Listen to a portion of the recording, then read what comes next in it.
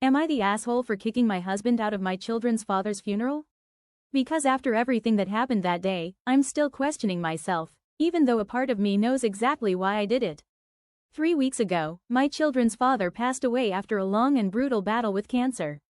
He was only 43. Even though we all knew the end was coming, nothing could prepare my kids for losing him. My son is 12, my daughter is 9. They understood he was sick, but the reality of never seeing him again was something no child can ever truly grasp. My top priority has been helping them grieve in the healthiest way possible.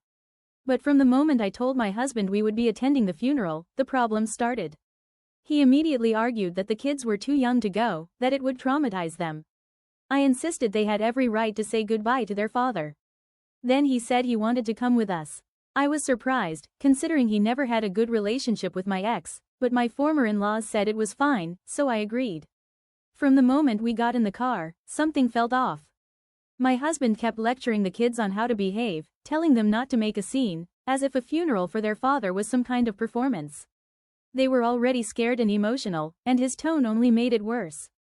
When we arrived, I brought the kids to stand with their grandparents while my husband wandered around introducing himself to strangers.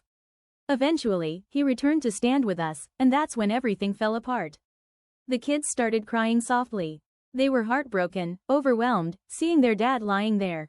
Instead of comforting them, my husband told them to stop. First quietly, then more firmly. I moved closer, hoping he would back off. But then he said the one sentence that made my blood run cold. He told them there was no point in crying because their father couldn't hear them anyway. My daughter burst into sobs. My son put his face in his hands. My former in-laws stared at me in shock. I pulled my husband aside and asked what he thought he was doing. He said he was helping them control their emotions. He acted like he was being reasonable. I told him he needed to leave. Right then, right there, he argued, said I was overreacting, but I stood firm. Eventually he stormed out. After the funeral, my kids didn't want to come home with me. They stayed with their aunt. They didn't want to be anywhere near the man who told them their grief didn't matter.